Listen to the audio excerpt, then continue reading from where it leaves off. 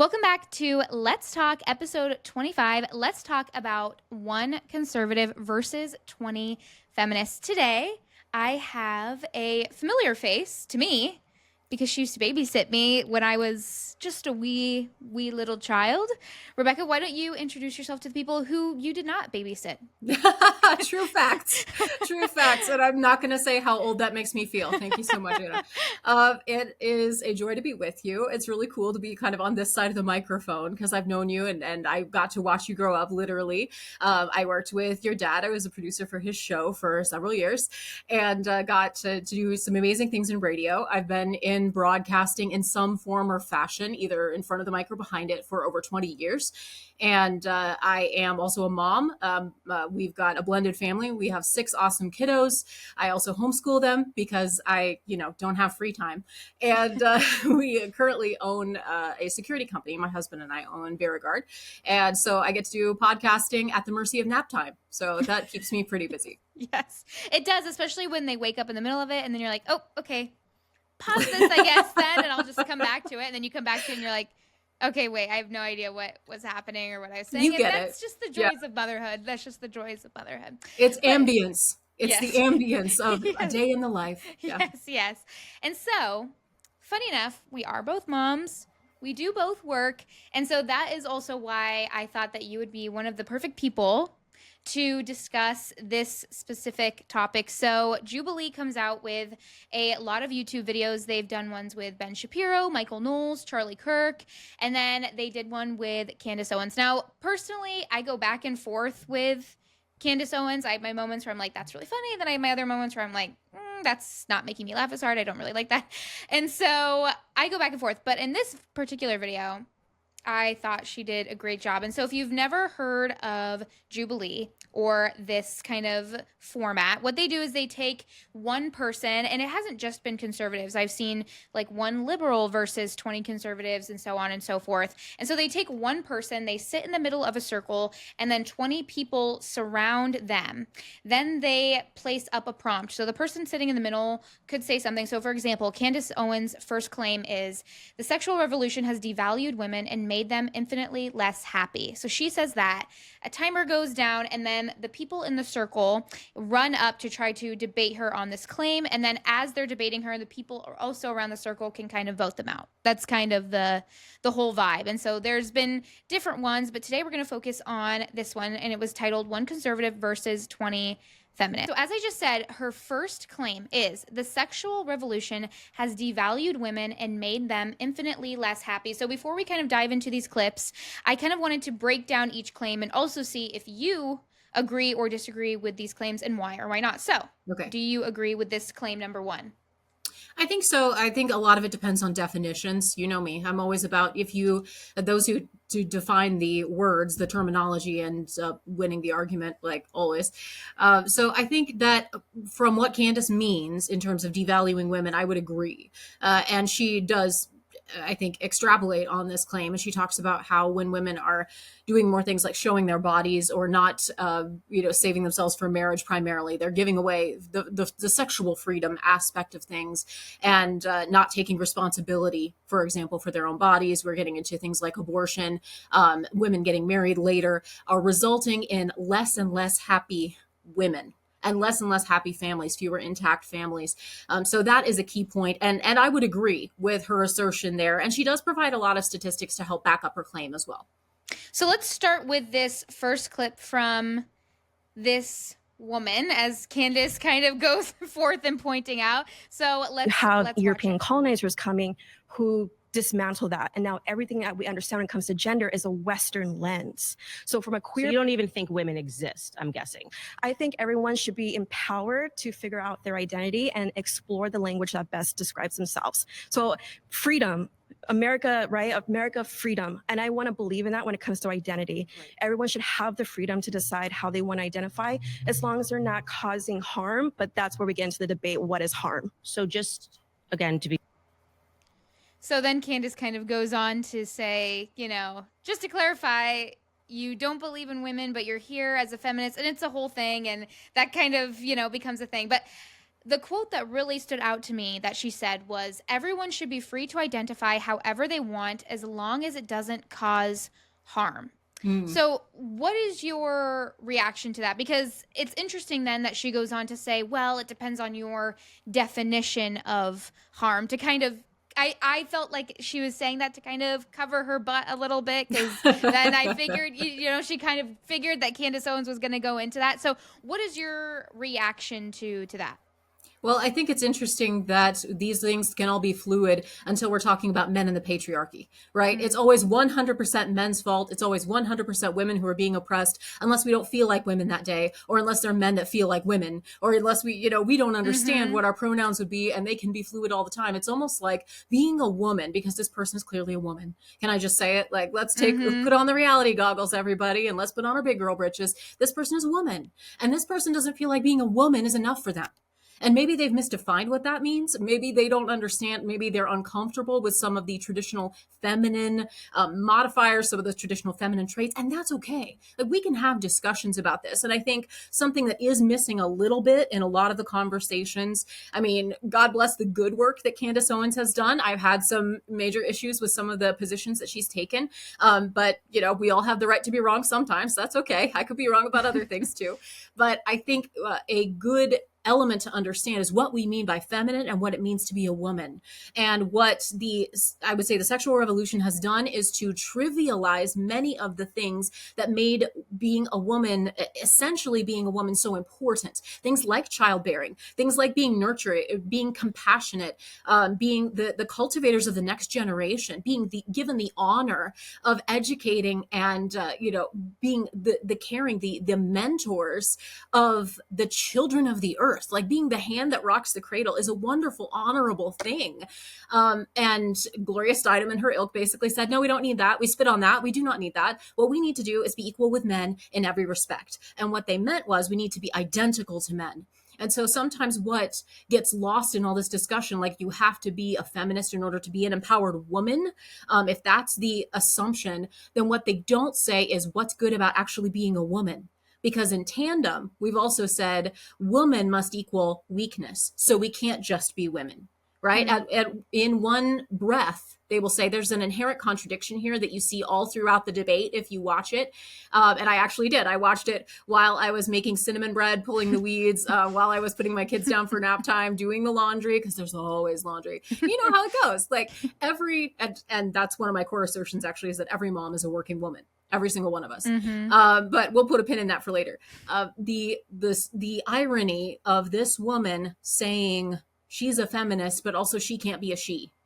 And she has the right to identify as something other than a woman because being a woman isn't enough for her. And yet at the same time, down with the patriarchy. Like, let's get these things straight. Let's figure out what it is that we're all supposed to be for. What is it that is honorable and good about being a woman? And let's perhaps acknowledge that there is also something honorable and good about being a man as well in all of this. And maybe that can, lo and behold, lead us towards a healthier, happier society, because I believe that it is best when we work together, that men and women were designed to work together, and that, just to care about each other and to cooperate with one another and to build these wonderful, amazing societies and families, that everyone's healthier when we do that. But I mean, I have compassion for this person that is clearly feeling like they have not achieved what they want to, or that something's keeping them down, or that they're trying to fight for what they see as good and right, but they really don't even understand who they are. Like, I would just, if I were in that room, I would push back and say, why is it that being a woman is not enough for you? Why do you have to be gender fluid? Why do you pick all these different pronouns when you can't just say, if we're fighting for women's rights, that I'm proud to be a woman? And something that I've always found interesting is when listening to feminists talk about, wanting their freedom and everything else. But then as a woman, you come to them and you're like, well, actually, I decided with my freedom that I want to be a mom, or I want to stay at home. And then that becomes the wrong answer immediately. And, you hear, and you hear it throughout this whole thing, and we'll definitely get into it. But you hear them, pushing back, well, that's not, what a woman really wants to do, or that's not what a woman all that she can do. But it's like, what if that's all that she is called to do, and that's okay? Like, and what if that is okay, that a woman just wants to be a stay-at-home mom, and just is a very loose word because, as you said too, you know, moms that stay at home are working moms. We are doing a lot on a daily basis, okay? You know, when our heads hit the pillow at night, we rack out just as fast as the guys do because we've been working all day, but just in different facets. And something else too that I find interesting that we'll watch throughout this video is that there are some dudes in this circle as well. And so as these women are coming up and talking about freedom or the patriarchy and all this stuff, you see some men also getting up, and like none of these women have a problem with it. It is the most, it's so odd to me how I'm like, so you guys can have men here representing you as women, but if I were to be, but Candace Owens, who works and is a mom, is like, oh yeah, you know, but I do it because I get to have a flexible schedule, and I've made it so that, you know, my kids are my first priority, and they're so upset about that, and yet they have dudes there or women there that say that they're not even women, and it just becomes a whole, you know, mess because at that point it feels like as long as it aligns with what they think, oh, it can just come from whoever. But but if I'm a woman saying, oh, I don't believe in abortion, or I believe that moms can just be moms and that's okay, and all of this stuff, then that becomes a whole issue, even though I'm a woman. Yeah, you have to think the way I think. You have to be the right-minded, the right type of woman. I think it's interesting. I don't know if we're going to touch on this clip, but later on in the segment, there's one woman that says, I don't think that women are the ones voting against their interests. And particularly, they're talking about abortion at that point, I believe. And then Candace says, well, actually, you know, I'm a woman. And statistically, for example, Trump won more increased his lead with women voters in this last election. And she's like, well, those are the women that vote against their own interests. And I'm like, yes, I do have that clip. I do have that clip. Yes. It's, okay, sorry to preempt you. No, I do have that clip. Yes. It was back-to-back statements, and we're like, okay, so women are only women if we agree with you. Got it. You're only going to fight for our rights if we agree with you. It's okay for men to be aggressive and contradict a woman's opinion in the case of Candace Owens because you don't agree with her. It's okay for her to be interrupted, for her to be undermined, for her to be, you know, lambasted because, well, she's the wrong kind of woman. She's the woman we don't agree with. I'm like, that's not very respectful, actually, for you to silence a woman, sir. But, you know, thanks for playing. Let's move on. So let's go to this next clip. Just here we go. You know, in terms of trying to have a partnership and a productive relationship, certainly men are not going to be clamoring to have a relationship with somebody when there's the market is growing them. A man's response to your actions is what defines your worth, right? Yeah. Well, I would say that I would argue that what makes women actually happy is family. So if you're interrupting, so just to connect the dots for you, when women are having sex with multiple partners, it devalues them for men, right? For men. So yes. So men define a woman's worth. Well, I would say both of them kind of define one another's worth because I think the ultimate goal for people to be happy is actually family. Okay. Yeah. So you're saying in all cases, a woman is going to be more fulfilled in regards to family. Like that's exactly what I'm saying. And this is going to work in all, you know, fulfilled without being tied to other people in the case of family. I think there could be an exceptional case for everything. I think there are exceptional cases, but I think that if we all start trying to be the exception as opposed to recognizing the rule, which is that people in life are more fulfilled when they achieve a family unit. And all right, so I'm gonna touch on this first because you know, I have talked about it on the show before that, you know, and I feel like it's pretty common, especially, you know, when you grow up around faith all of the time or you grow up homeschooled, it's all you see, that sometimes some people go on a little bit of a rebellious phase because they've never experienced that. And I've talked about my own, you know, with that and, you know, getting into hookup culture and getting into, you know, letting that kind of define who I am and fill, you know, that gap that I should have been letting God fill. And so and it's a common theme throughout this video. And I think we get onto a clip possibly later too, where a girl says, well, why is it bad that girls can, you know, go and hook up and do all this stuff? And why do they need to have a family? Like, why can't they just be like men and go and do all this stuff? And they act like it's something that fulfills them and makes them very happy. And I have lived experience that it may feel from the outside looking in, and I tried to make it seem like to my friends and everybody else that I was happy and that was fulfilling. And that's why I also think that the girl that Candace Owens is talking to kind of struggles with this a little bit, because I'm sure her friends who are, a part of hookup culture, and she who might be a part of that as well, they seem happy because on the inside they don't want to admit, well, actually this really isn't all that it was, made to seem to me. Because I just had a conversation with one of my friends the other day about this, that I have never been, more depressed, and I got into a lot of like self-harming and alcohol issues because of strictly just trying to hook up with guys and not be in relationships and not be as serious and not try to be a mom and not try to have a family, versus now where I feel like not only because I'm, better in my relationship with Christ, but it's like I actually have something that's driving me, not just meaningless sex with other men or, just trying to do this or trying to do that. I have a husband and a daughter, and my family is pushing me to do things like this or to just be a better person with my health and be a better person in general. And so watching this girl's face, you can tell when Candace Owens is like, yeah, I think that, family is probably the thing that would most satisfy a woman, all this stuff. I mean, her face just gets disgusted. It pans over to another girl who's like, oh my gosh, H-E-double Kids, hockey ew. sticks, no. Yeah. And so it's like I've been on kind of both fences of this, because when I was going through that phase, that's how I felt. Oh, I wanted to be a mom, but I was like, but this is more fun, versus like, was I really being, fulfilled? So to kind of counter that and ask you, why do you think that the women in this society find having a family so disgusting? Because when I was a child, like, we'd play house, and one of us would be the mom and one of us would play the dad, and we'd be making, and I'd be making, the dinner for my family, and he would come home from work, and you play that kind of stuff with your friends, or play when you're homeschooled, you play school all the time, but you know what I'm saying? You're at home It's all playing school all school. the time.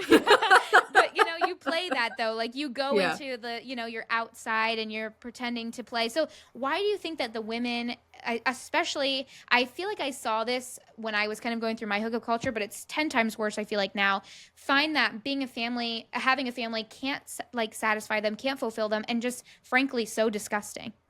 Well, I mean, if we're talking true confession time, which I feel like this is a safe space, right? This is a safe space. Thank you. As part of our introduction, we talked about the fact that you got to know me through your family. I've been a working girl for, most of my life at this point. I was homeschooled, and then I went into radio at 16. And so I just thought, for whatever reason, I loved my mom. I grew up with two parents, homeschool family, Christian conservatives, middle America, Mayberry. You can't get much more Mayberry. And yet in my mind, I was surprised, I think, looking back, how much of this girl boss culture that sort of just steeped into me without me realizing it, that I was just involved. I knew I wanted to go to college, and I still advocate, like, if women want to go to college and pursue a career, pursue education, I advocate the right to be able to do that. So I'm not sure where that puts me on the spectrum of feminist versus trad wife, whatever. I personally think that's a false dichotomy, and we can get into that if we have time. But in my mind, I just thought, okay, I guess I'm going to be a career gal, and I was a Christian, and I wanted to serve God, so those were my interests. And I just, I was not finding people that I wanted to be in long-term relationships with. The relationships I was pursuing were not, necessarily the healthiest or the best at the time, and they were always kind of to the side of my career goals. And I just thought, okay, well, I guess I'm going to serve God in my career. And I always joke that God kind of took all of my evers and nevers and flipped the script on its head, and everything I said I would never be, God kind of laughed, and he made me all those things. And so now here I am as a wife and a mom, and I'm an expert diaper changer, and I can make a mean brisket when the time comes to it, and I still get to do those things that my career trained me to do as well. I still get to communicate, I still get to tell stories, I still get to do podcasting, again, nap time permitting. But I get to have great conversations with wonderful folks like you. I get to talk about the things that I believe matter in our culture, in our world, life and liberty, and our children, and our faith. And I can do all of that while serving in my church. I can do all of that while serving at my home. But what I neglected to see, and what I think a lot of people neglect to see, is the virtue and the value of the constant, quiet love at home. And I mentioned before in passing the idea that the hand that rocks the cradle rules the world is the end of that sentence. We neglect to see that. We have devalued motherhood because we've told all the women they need to be out working in order to bring home money, because if you don't get a paycheck at the end of every 2 weeks, how do you know you're worthwhile? You're not. And it's commodifying the human experience to such an extent, which I think actually Candace Owens does a good job of putting that little like proverbial pebble in the shoe of saying, why do you think that the government and the IRS wanted to get women out into the workforce? Who's benefiting from this? Because I don't think it is her case is women are not benefiting. I would say kids are not benefiting. And in many ways, it seems like that marriages, families are less stable. They're less frequent now than before. Divorce is more common. We have more drug usage, more alcohol usage. The promiscuity culture abounds. It's everywhere.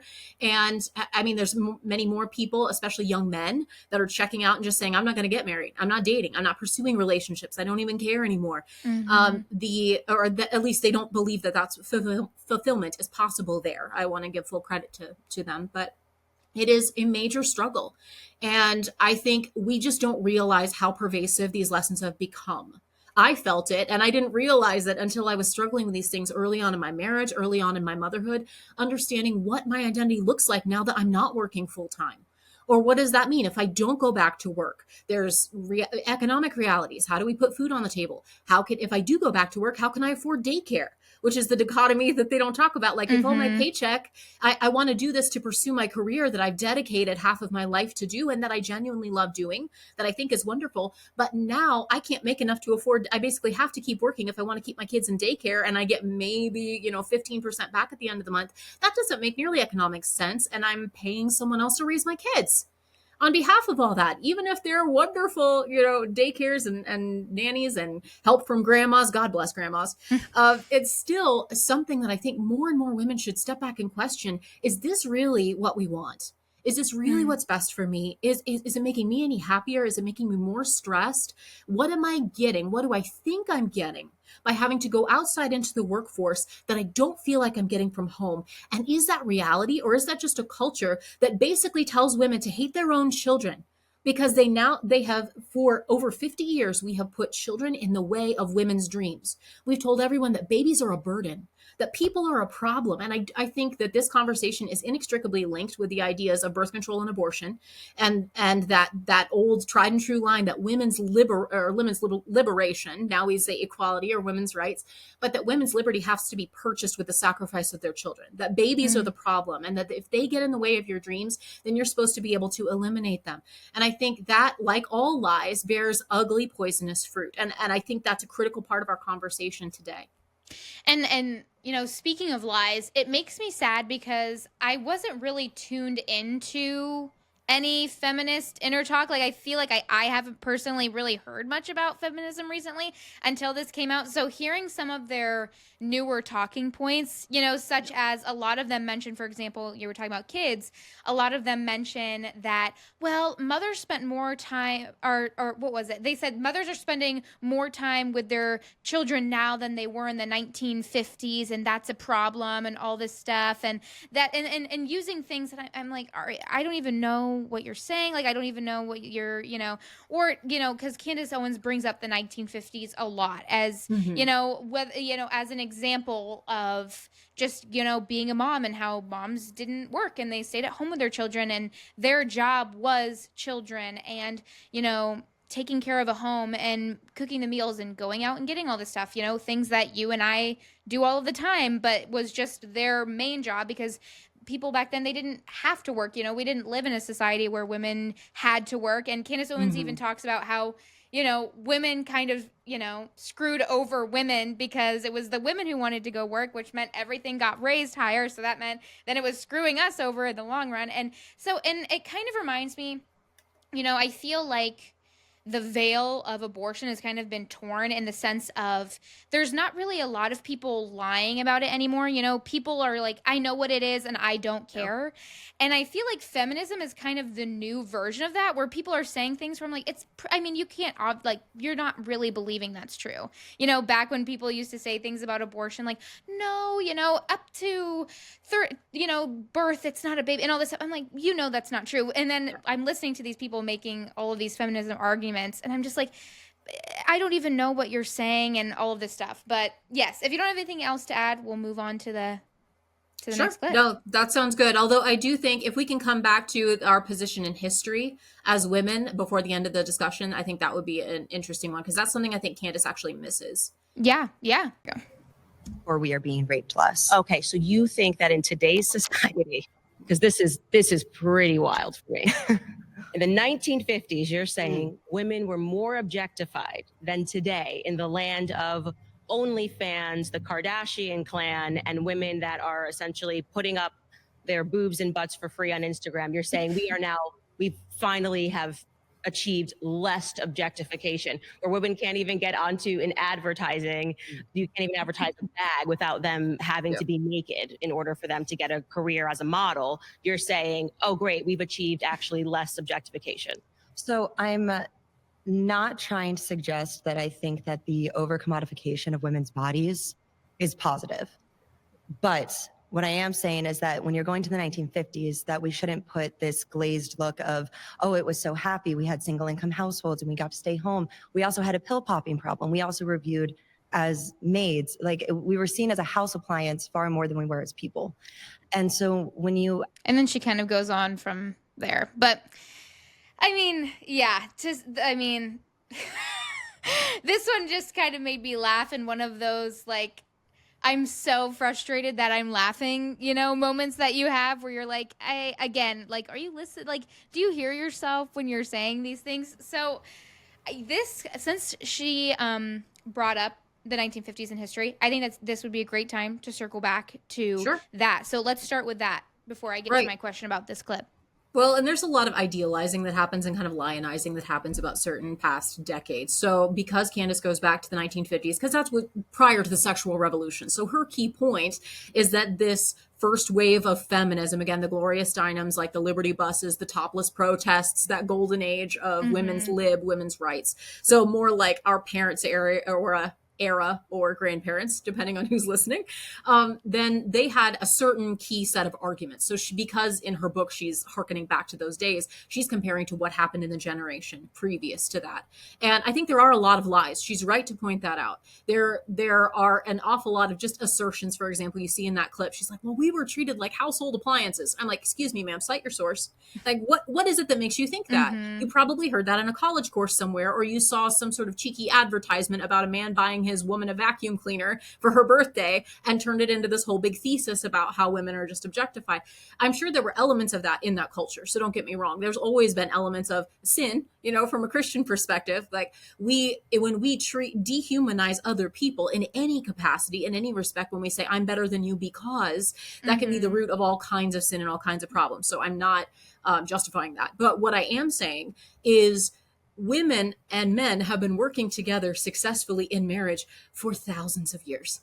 And I think that as we have kind of this, I'm used to thinking of it as chronological snobbery, right? We think that as we have so highly evolved, that we in our state are wiser, we know more than all of those, you know, barbarians of the ancient years. I'm like, really? Because they weren't confused about where babies come from. They weren't confused about what is a man and what is a woman. Like, these pretty basic things. They managed to make it work. And we got here, you know, all these generations later, like Adam and Eve had something going on.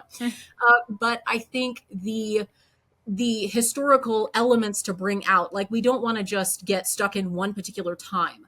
And I think that when folks look at maybe the trad wife culture and some of their critiques of that, right or wrong, tend to be in that one particular era of what it looked like to be a wife, a stay-at-home mom. When, if you look, let's say 500 years before that, women were out in the fields with their husbands, or women were working, they were spinning wool, they were spinning flax, they were, you know, goldsmiths, jewelry makers, they were working in print shops, they were making candles, they were doing like whatever industry that there was. Typically families were working together in that element. And it wasn't until the Industrial Revolution when we started introducing things like specialization, where men then had the option to go to cities to work and then the women stayed home with their children. Before that, it was much more viewed as a family enterprise, whether it was a farm or in the city or merchant class or even, whatever class of society you found yourself in. Children were, number one, viewed as a blessing. Number two, they were out working with mom and dad side by side. So I think that's important to look at, maybe just a slightly longer view of what it looks like, because that changes our view, I think, of what it looks like to be an empowered woman, an empowered mom, and a supportive wife. You look at, say, for all my Bible reading girls, the Proverbs 31 woman. She is not someone that just sits idly by and twiddles her thumbs all day and eats bonbons. Like, she's going out, she's buying land, she has a whole household team. She knows how to spin, she knows how to make clothes, she knows how to do deals. She is, in modern parlance, she's pretty close to a boss babe. And at the same time, her husband rises up and calls her blessed. Her children praise her in the gates. Why? Because she is loving them. She's supporting them. She's nurturing them. She knows that they are her, not only, I think, her ultimate joy, but her ultimate responsibility, her ultimate honor. And then they give her honor in return because she is investing herself in her household and in her family and in her marriage. And there's such a wider view. And I don't want to reduce, especially in an argument about the rights of women. I think both sides have kind of reduced this to the bare minimum of like, well, either she sits home and raises the kids, which should be more glorified, absolutely, than it is today. But either that trad wife with the apron strings that never lifts a finger unless she, doesn't want to, or she's out climbing the corporate ladder in 6-inch heels just because she can and ain't no man gonna keep her down. Like, those are both very incomplete views of what it looks like to be a woman throughout the course of human history. Women are far stronger and have worked far harder. Like, our great grandmas could basically kick our butts. Like, they were strong women, and our great grandpas probably by extension. But I think we can't reduce what it means to be a woman to merely say, well, you work or you stay home. It's like, no, we are building the next generation of humanity. And all the things that come with that. And we are building strong houses, strong families. We are investing in eternity with every nursery rhyme we sing, every prayer that we pray at bedtime, every meal that we make that probably gets tossed on the floor when they're toddlers. Every time we have to remind our teenager of the curfew or whatever that might be, every time we have to pray for our husband because he's facing a big decision, every time we're kneeling at the bedside of a sick relative or cradling a little child that just won't go to sleep. Like, every time that you see a mom in those moments, she is investing in eternity. She is like, these are the threads that are holding our entire human history together. And to devalue that and say, oh, because you didn't bring a paycheck, we can't tax that. Then suddenly that's worth less. That's worth nothing. And oh, by the way, you need to get rid of your kids because they're standing in your way. It's so backwards and so bizarre and so upside down. But I think that's what lies do. They twist us around, and sooner or later they have us defending the very things that are tearing us apart. That's very well said. And it's going back to when I was talking about, listening to their lies and listening to their talking points. It's just so, it doesn't correlate, but it kind of does. Back when all of the BLM stuff was going on, one of their major things that they wanted to do was segregate certain things again. And it's like, okay, wait a second. Doesn't that kind of bring us back? Doesn't that kind of not accomplish anything that you're wanting to? Like that chick was talking about freedom. I'm like, that doesn't sound very free to me. And when you're listening to these feminists, putting women in these boxes, that's not very freeing. For starters, they try to make it seem like, oh, you're so free if you do this and you do this. Like how I was talking about earlier, how these women, they'll support you until you say, well, I kind of want to do both, like how you're talking about. Or I want to just be a stay-at-home mom because that is a job within itself. And that is what God is calling me to do. And that becomes a whole, argument. You watch these women as they they think that they're talking themselves into more freedom. They think that they're pushing themselves into the future when actually they're pulling each other and trying to pull everybody back with them. And it's sad to watch because at least in this video, it felt like they truly believed some of the lies that they were saying. And other times I was like, okay, let's be for real. Like, you clearly, that's not actually real. You don't actually think that that's true. But, you know, watching these girls trying to convince themselves so hard that they just want to go around and hook up with people. They don't want to have a family. They don't want to do this. They don't want to do that. It honestly just made my heart sad as someone who's been there and then is like now, you know, in an early family stage and in an early marital stage. It's sad because, like I said before, I have never felt more satisfied and fulfilled than I do right now. And not only because of my, you know, bettering my relationship with God, like that is another conversation, but because, like I was talking about, I do have something to drive me forward and I'm putting my heart into something that's not just fleeting, that, like you're talking about, is going to go into eternity. And, you know, going off of this specific clip, how she kind of talks about how women were objectified more in the 1950s versus now and that kind of stuff. How do you think the objectification of women, you know, because OnlyFans was not like a thing at all when I was in high school and doing all of this stuff. So it's like kind of a new thing that it's becoming more popular. So how do you think the objectification of women with these things such as OnlyFans and, you know, guys and girls watching porn more and hookup culture like we've talked about, you know, how do you think that they are harmful to the younger generation that are coming up into them versus, you know, we're older, so we kind of have more of an ability to chew and spit out, as the Bible would say, versus the younger generation, like this is their new norm. So how do you think it's harmful to them?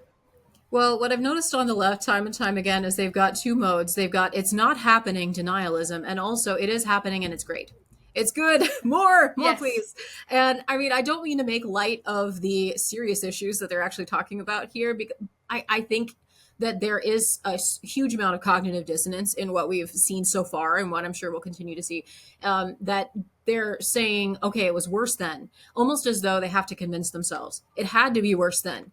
And anything that I'm going through now, well, that's just the cost of doing business in a feminist culture. I mean, it doesn't matter if I wake up empty next to a guy I barely know and, you know, the same weekend, wash, rinse, repeat every single time. I have to be having fun, right? Like this has to be empowering to me, right? And there is actually a really like, it touched my heart. This one girl that talks about her life as a stripper and as an OnlyFans actress or performer, or however they refer to themselves. But I could see the sadness in her eyes. I could see some of where she has been just in that few minutes that she revealed of her story. And there is a certain amount of sloganizing that takes place. They're like, well, this is freedom. This is empowerment. And it's either women were objectified more back then. Aren't we free? Aren't we empowered now? Or look at all these naked women on the internet. You know, it has to be freedom and empowering, and, or, you know, it's not objectification, but if it is, it's good because the women are objectifying themselves. And doesn't that make it all right? That's essentially the argument, is that it's bad if men do it to you, but if you do it to yourself for the benefit and pleasure of men, then that's okay. And that is a contradiction in terms. It has to be. If the highest, this kind of goes along with this idea that the highest virtue is consent, that you can't do anything that I don't want to me, but if I allow you to do it to me, then suddenly it's morally good. And we do not believe that. Like none of us actually believe that there's no other virtue other than consent, and that a crime suddenly becomes not a crime if I agree to let you do it to me. There's so much. We just saw that in like the Diddy trial, for example, which is a heinous miscarriage of justice, in my opinion. Not a lawyer, I'm just saying as an aside. But their main defense was essentially, well, he's a monster, but these girls allowed it. These girls said it was okay, and so I guess we're not going to throw him in jail. But this specific clip deals with the objectification of women, and the concern that I have, again, you mentioned like to younger viewers, to the next generation, that we've normalized it to such an extent that people don't even realize how weird it is anymore. And this is sort of true for all social media. You know, I wouldn't have thought when I was growing up, nobody outside of my neighborhood and my grandma knew what I looked like. But now we've got like pictures of kids growing up. You can see montages of kids from all ages, from schools, and there's myriad security issues with that. There's myriad concerns about that, but we're all just so involved in it. We've developed these alternate personas is basically what happens. And now we care about what all of those online almost people, but not quite personas think about us, and vice versa. And folks are making money off of this. There's the dehumanization aspect that's out there. Like, they don't really know me. So why am I letting them look at my most intimate parts and have that kind of like pseudo relationship? But it's not real. It's not a real human being. And I think we are now, and we all feel it at some visceral level, really, that we are starved for connection. We are lonelier. Statistics continually show, especially for the younger generations, we are lonelier than we have ever been. How could that be? That's always the question that's posed in these surveys. How could that be? We're more connected than ever before, but we're not. We're just posting the facade of ourselves, hoping that that will please the facade of someone else. But it's keeping people at enough of a distance that we don't have any responsibility and we don't have any accountability to them. We don't have to sacrifice to them. We don't have to, it's not costing us anything. And so that, I think, is the lie. We're selling ourselves short, but we're also selling everybody else around us short because we're not really connecting with anybody else. I think that's true in sexual relationship, that there are women that trade their purity, as it were. They're women that trade their physical bodies for acclaim, for money, for likes from strangers. And in that sense, they tend to bargain their future, which is Candace's point, which is, are you going to want your 6-year-old son to download pictures of you nude or in, promiscuity with other guys? I don't know how graphic, we want to get, but it doesn't take that much imagination to think about what some of these women are putting out online, and men too. I mean, it would be exactly the same. I can't imagine what it would be like if you were a guy for your 7-year-old daughter to one day look up and find what you had done back in college. And that's the reality of all of it now. Like, think about your future. I do not think that most kids, most teenagers, even young people today, if you're growing up around it, you're just like, this is what everybody does. And everybody lives online, and you're posting things you wish you could take back in 10 years that could impact your life, that could impact your ability to connect with another human being or with your kids or your future, your family, or just simply only acting for a present gratification. So we're hoping that someone will like us now, this weekend, this week, and we're not thinking about what impact that could have on us in the future. And, you talk about what happens when your kids see it or what happens when your family sees it. It reminded me of, if you've ever heard of the Whatever podcast, that was like super popular for a while. And then I tried to, and I'm like, I'm kind of out with it. I'm like, okay, we're not getting anywhere anymore, but whatever. It's like, literally. It's like, we're not, like, this is done with me. But when it was like in its prime, I remember that they were talking to OnlyFans models, and I don't remember who their token conservative person was. It might've been Michael Knowles. I don't remember. But, that same question was asked of this mom.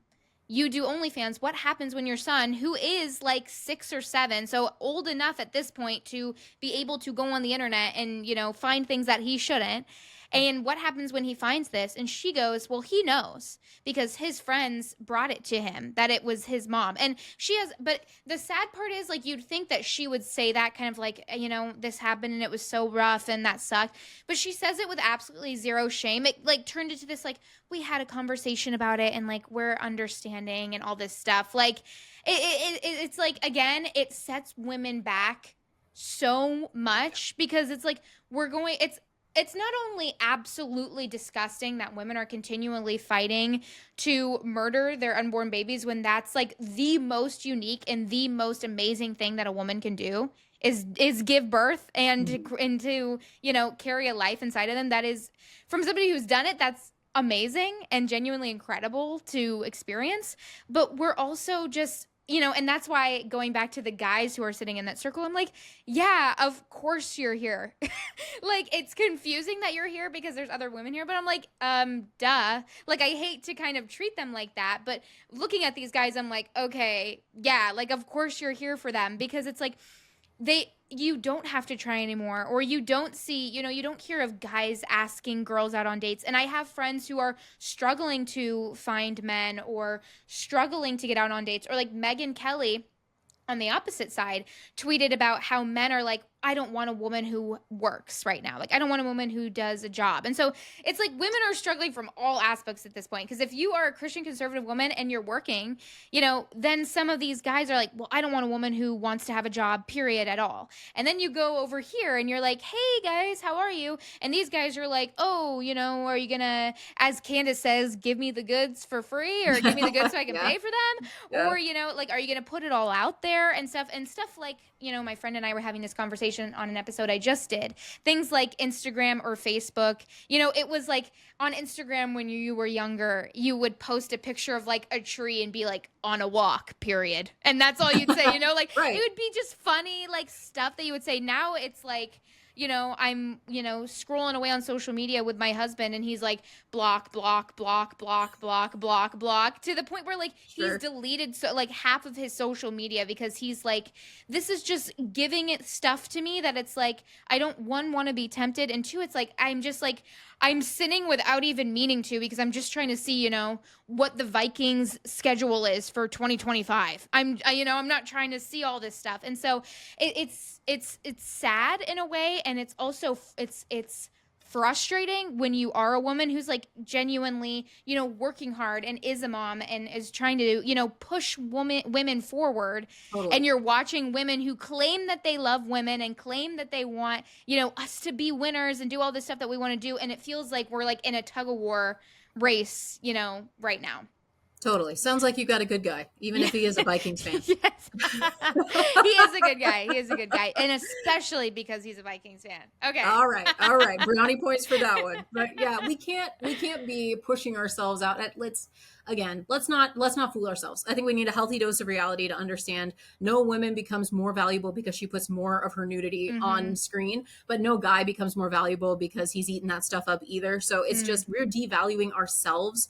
And I think at some level, we all understand that that's not empowering, and whatever lies we use or whatever slogans we use to help ourselves cope when we can't sleep at night, it's ultimately, I go back to my conviction that God designed us for a reason, that he made us male and female. He made us equal in dignity, but distinct in purpose, distinct in design. And we're supposed to work together. We're not supposed to always be locked in competition, which is basically, I think, the fruits of feminism. And Candace goes into that too.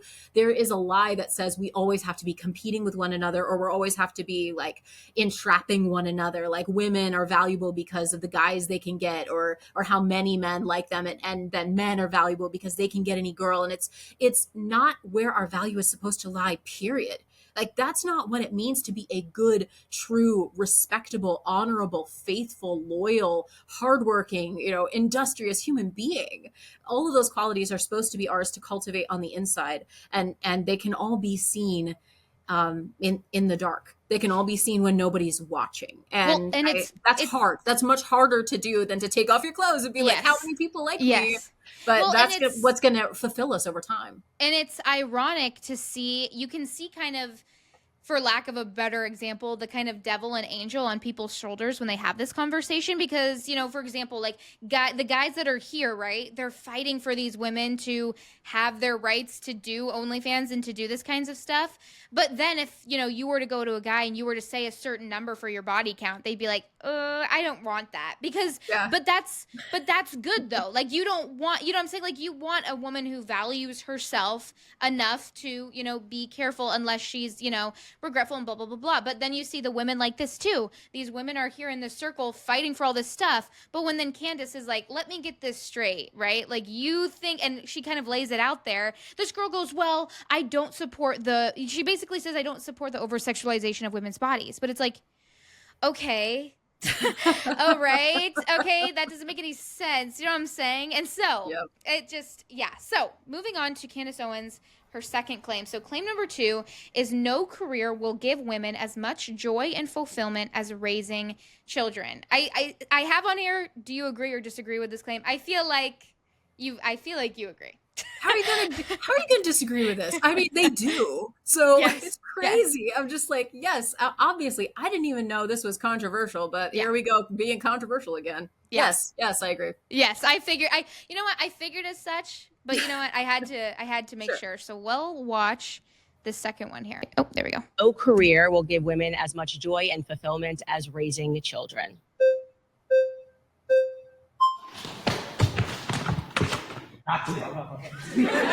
First off, I've got to pause. I know I haven't done this yet. First off, I got to pause. I find it so ironic already that it was a guy that stepped up for this, that no career will give women. I was like, okay. But anyways, I'll let it play. But at first I was like, I totally was going to try this. Oh, hi, Candace. Hi, nice to meet you. Nice to meet you. I'm John. Okay, so I feel like a lot of your arguments today are very rooted in a sort of old school perspective. I have to be honest. Like, I think, and I'm not trying to be insulting whatsoever, I feel as though most people would identify that claim as pretty extreme and pretty like, Children are extreme. well, no, that women would get more happiness inherently from raising kids than having a job or deciding what they want to do with their lives. Why is that? I'm just curious. Why would having children, which is just a natural biological conclusion, be something that sounds extreme? I just to said you? inherently. Inherently. That's the extreme. inherent expectation. Yeah. That's better for It's inherent because it's biological. So I think when we think about things that are inherent, I think biology is a good thing to start with, right? So biologically speaking, men and women come together, they form families, and that's the reason why you're sitting here. That's the reason that I'm sitting here, is because biology is inherent. Well, I was saying it's just natural order that we're speaking about, right? Okay, let's break it down. So why do you believe that? Why do you believe that? Why do I? All right. Oh boy. All right. I mean, oh yeah. I mean, first it's a guy, which already right off the bat, I'm like, none of you chicks are like upset that he's speaking on behalf of what will fulfill you. But my secondly point was, again, I feel like now that I'm watching this back, my first initial reaction to this video was like I was angry at points. Like I said, I struggled to watch these videos. I have to like watch some, like my husband eats them up. He'll be like, "Oh, come look at this." And I'm like sitting there like fists, especially like when they did one with Lila Rose and it was all about abortion. Yes. Yeah. Fists were clenched. I'm like this close to punching like a hole in the wall, and you know what I'm saying? I'm like this close to like pulling a Steve Dates and just losing my absolute freaking marbles, right? And making everybody uncomfortable because I want to. You know what I'm saying? And then I've seen it.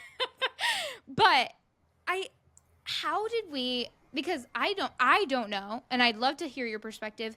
How did we get to a point where having children and having a family became something that was extreme? Because in this format, the women who are in this circle, they can raise their red flags if they don't agree, and they're like, this isn't getting anywhere, or, oh, that's dumb, I don't agree with this. None of them do. I see like it shows women be like, yeah, good point for sure. It's like having a family is super extreme, like an old school, and I think he's trying to get at because of her faith and all of this stuff. But why do you think it is that none of these women raised any of their flags, and this guy was just allowed to say that having a family and having kids was extreme? It's also not an argument, right? Like, it's just to say, oh, well, that's outdated. Like, okay, but what we're doing now isn't really working. So, I mean, maybe we can try something else. Obviously he doesn't have any lived experience, which is, their favorite currency, right? So if my lived experience is that having a kid or several kids, God bless you, makes you more happy and fulfilled as a woman than any other accomplishment or professional skill or any of those things, recognition, or another 10K a year or whatever that might be, then how can he argue with her lived experience would be part of my pushback. Again, he's a guy. And in fact, all of the men or all of the participants that ran to the chair that first time were all men. I find that incredibly fascinating. And I smiled at it too when I saw it. But the argument, this kind of reminded me of the controversy over Harrison Butker a while back when he's delivering a Catholic speech to a Catholic university as a Catholic. And he basically said, moms are awesome. And he's like, there's no career that's better on earth. And they're like, suit up, man. Yeah. We're gonna, what? This is controversial to say moms are awesome. Motherhood is awesome. Babies are awesome. If it's controversial, then I guess I'm right there in the thick of it. Cause I'm like, I'm pro baby. I'm pro mom, pro motherhood. Yes. Now it may not be for everybody. I recognize that. And she even says there may be individual cases. There may be some other things, or there may be women who, just no matter what, they're open to motherhood, but that's not the story that will be in their lives for whatever reason. And they are just as much women and deserve just as many rights. So we can't, throw that red herring out the window. You're not less of a woman, if you're not a mom. But the point is that being a woman is uniquely the province of the reproducer, of the nurturer, of the woman, that the hand that rocks the cradle. Again, this idea of honor to whom honor is due, because she's the one doing the work that ensures that our species survives, that the next generation will have not only just physical health, but also moral instruction. A mom is the first teacher. We're the ones telling kids what it means to be fair. No, you can't have that cookie. No, you can't hit your brother. You're learning all of these things at the cradle. When you're holding your baby, rocking them to sleep in your arms, they're not just they don't just learn your voice. They don't just learn, language, although they do. It's the installation of who we are as human beings that women pass on to their children. Yes, dads are very important, but women are there first. And women are that first connection. Women are the first relationship. And moms are to their kids. And again, I don't know how we've gotten to the point, other than it's just the fruit of a lie, that we've turned the most beautiful thing that you can imagine, which is a mom holding her sleepy baby in her arms. And women look at that and say, that's oppressive. I don't want any of that. I think it might also be because, and this is just me thinking out loud, that many women don't have the experience of a peaceful household. And they don't have the experience of the right looking partnership of a mom and dad working together in covenant marriage, together forever, having each other's backs 100%. She knows that she can trust him and he knows he can trust her. And they're both in it, for the family. They're both 100% committed. I think so many of us these days, and it's only getting worse with each generation, unfortunately. I mean, I hope that changes. But as of right now, relationships are broken. Divorce rates are high. Abuse rates are high. Single motherhood rates are high. So women that have been in that position feel like they need to continue to justify the broken system because that's where I came from. And I don't know any better. And what you're telling me sounds old school. It sounds idealistic from a bygone age. It can't really have been good, because otherwise, why would we have given that up? Why would we have sacrificed all of what you're saying? That has to be a lie, because otherwise what we're doing is still making us miserable, even if we don't admit it. But that had to have been worse because we wouldn't have given it up otherwise. I think there is that kind of tacit understanding at the underneath it, not only just like we haven't seen it work in our minds. And so that can probably engender one of two responses. One is that can't be real. And those conservatives are lying to you. They just want to oppress women. They just want to have control over their bodies, whatever. Or those that look at that ideal and say, I've never seen that, but I want to. I want to be the generation where that works. I want to be the guy who settles down with his sweetheart forever and who provides for her, and the mom who says, I'm going to be there for my kids because my parents weren't. And I'm going to give them teach them everything I wish I would have learned, and, bring them to the front pew, drag them to the front pew if I have to, those types of things where I want that to be real for me and for my generation. I think we are actually seeing something of a subculture that's coming up that says that finds that, what do you call it, a trad wife, or just like virtuous family, traditional family life, that finds that very attractive. It's just a struggle when we don't always have a good pattern of what it really looked like. And it's ironic that you say that, because it actually comes down to a choice, which is, are you going to choose to sink in and, succumb to what you've seen, like you're saying, it's like when people say, well, I don't want to get married, and later you will most likely find out that their parents were divorced, or that there was affairs happening or abuse happening, and that is the reason, or why people who are abusive usually come from people who were abusive to them. And so it comes down to a choice. Are you going to succumb to what you witnessed as a child, or, to maybe things that you think that you want but that aren't right for you? Or are you going to choose to go against the grain and to have a family and to pour into that family and to, try to show them love that like maybe you weren't shown? And you see that in women who, just with abortion, for example, you see that with women who show up to, pregnancy resource centers, who they're going there and one nurse or one worker at a pregnancy resource center shows that woman love, and she comes back and goes, I don't know what I'm going to do yet, but you are so kind to me, and I'm just not used to that something is different. It's like when you are, when I was a kid, my dad would always tell me like that as Christians we are to act different, and people will notice that in you. People will see that and ask you, why is that? And back, I used to do a lot of theater in Des Moines. Everybody knows I don't do it anymore because I basically just, it got to the point where people could not vibe with me because of my beliefs, and that's just kind of how it ended. But it was something where people would gravitate towards me, and because it was always like, well, what, back then, before I had then ended up doing all those things, but back then, when I wasn't, and they would go, well, why aren't you talking like this? Why aren't you listening to these things? Why aren't you going to, these parties where we're all 16 and we're, getting wasted? Like, why aren't you doing this stuff?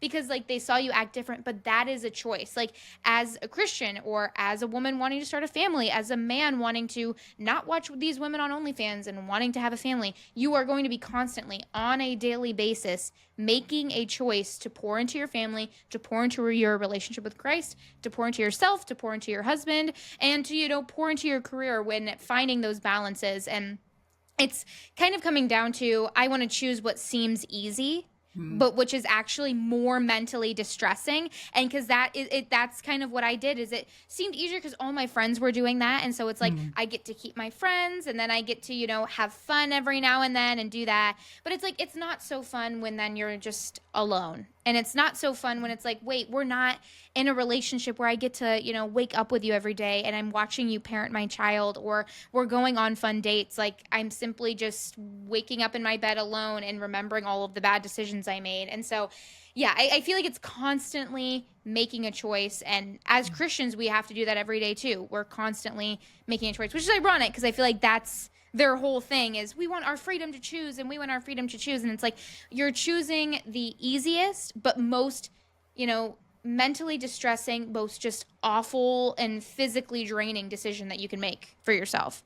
Yeah, and it costs, you're sacrificing your future self and your future good at the cost of right now present pleasure, basically. Yes. And I mean, I don't want to get too Jordan Peterson here, but there were a few of those stats that Candace was going, I was like, I know this one because I've seen Jordan Peterson about the inherent differences, for example, between men and women. And so much social science that he put out there over the last decade. And I think conservatives, or even just people who are pro the inherent dignity of both men and women, can rally around the facts. I thought it was interesting that they put little fact checks up on the side, and many times that was very supportive of what Candace was putting out there.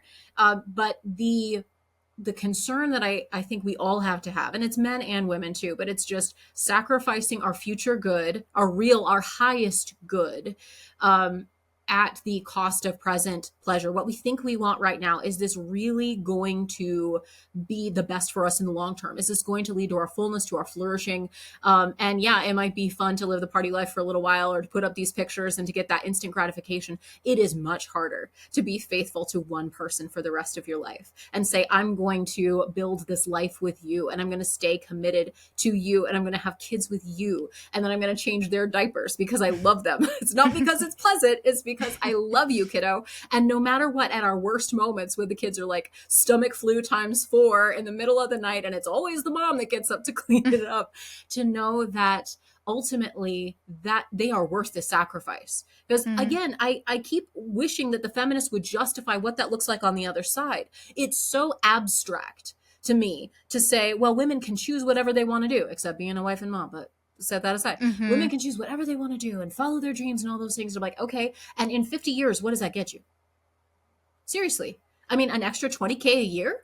Does it get you an Oscar? Maybe someday. But I think of Michelle Williams' really famous speech where she talked about how if she didn't have the ability to choose her own self and career, then she would be standing here today. And I'm like, yeah, but it probably cost at least one child their life. Is that Oscar going to hug you on your deathbed? Is that Oscar going to be the thing that provides the ultimate fulfillment? Was it really worth it? And I think as we get to be, older and more mature, and we understand what life is really about, and that youth is fleeting, and that charm and beauty and all of those things don't really matter as much as having the character, having the virtue, having the things that long established, those relationships especially. I mean, kids are super important in that aspect, but the relationships in our communities, in caring and putting all of that into somebody else. I think all of those other trimmings and trappings and sparkly things start to fade away as you get that benefit of having a little bit of time and knowing, this is what's worth it. What is really worth it? What am I really investing my whole life into? And for many women, I'm afraid that the hookup culture is leaving them empty, that this pornographic culture has devalued us to such an extent that we're all cooperating with it. And we think, well, I'm not worthy. I'm not valuable unless I get, so many thousand likes on whatever I'm doing, or hearts, or whatever TikTok does. I don't do the TikTok, or whatever new thing is going to come up that my kids know about that I don't. Just like, what is really worth it? What am I worth? And I mean, as a Christian gal, like, you are worth Jesus Christ. Like, he loves you more than anything. And we cannot sacrifice that eternity and understanding our ultimate worth in his eyes. Like, anything else is going to pale in comparison, but we end up typically chasing everything else instead. Yeah. And it's just, like I was talking about before, having those moments where with hookup culture and everything else myself, it's like, it does leave you dissatisfied. It leaves you feeling emptier than you did going into it. And it makes it so that when you do find a wonderful man like my husband, you have to go and have that conversation. And that was one of the hardest conversations I've ever had to have, because when when God brought him into my life, I was like at my absolute worst with that and doing all of those things, and having to have those kinds of conversations and explaining to him, this is who I am. Like, if you want to get into a relationship with me, like, this is who you're getting into a relationship with. And just and saying it all out loud almost, sealed in how devalued I was feeling. But also, I feel like when women do that, it's because it's how they view themselves, and they view themselves as not worthy of anything. And so relaying the things that I've done to him, really making it myself realize, like, wow, I'm not good on my self-worth. I really don't have a lot of self-esteem in myself. And even his response back to me, forgiving me for all of those things, but telling me that, I'm better than those things, and that that's not really what I had to do. And so, watching these girls, and ironically, these guys fighting so hard for women to do this is sad at the end of the day. Mm-hmm. Well, and we can make the case they think they're benefiting from it as well, which I know Candace does, but I would say that they don't benefit from it either in that long term, that they are also selling themselves short by not really connecting with other human beings anyway. It's just this distance that's what makes the loneliness grow within us, I think, because we're not really connecting with other people. And here we go. Exerted on young women to enter the workforce, and they do so blindly under this illusion that somehow entering the workforce is going to make you more fulfilled, like getting yourself into 6 figures of debt, going to college to then take on a career and be in debt and having to pay student loans while you make $35K is going to make you happier. And I'm saying that isn't actually true. Okay, so I hear that. Yeah. At the same time, would you not agree that that women can both have a career and have children? I mean, you are actively doing that right now. And I want to be very clear, because I'm actively doing it right now. I would be someone that you would call an exception, because I get to work from home. I get to wake up in the morning. I don't have a boss, right? I don't have to go into the office from 9 to 5. I get to then therefore spend the entire morning with my children. So you're an exception, and the 47% of women that make up our labor force are also an exception? No, the exact opposite. So I'm trying to make it more realistic, because I think it's really bad form when people who are able to stay at home, right, and are able to start working at, 1:00 p.m. as I do after being around their children, the children are running around all day, will then preach to you that every woman can have this. That's not the reality. The reality is that the overwhelming majority of people are stuck behind a desk all day, and they're not happy. They're not doing work that gratifies them at all. And at the same time, they're suspending Well, that's their just what career you've chosen. But I think So I feel like kind of the conversation is, can women have it all, in that sense of, can they be a career woman and be a mom and have a hot fresh meal on the table and all of these things. So, one of our couple friends, Stephen and I, we've talked about children, and they've asked us questions about Autumn, and they've talked about like how they love going on trips and everything else. And for starters, Autumn is almost 16 months old, so Stephen and I have not done any trips.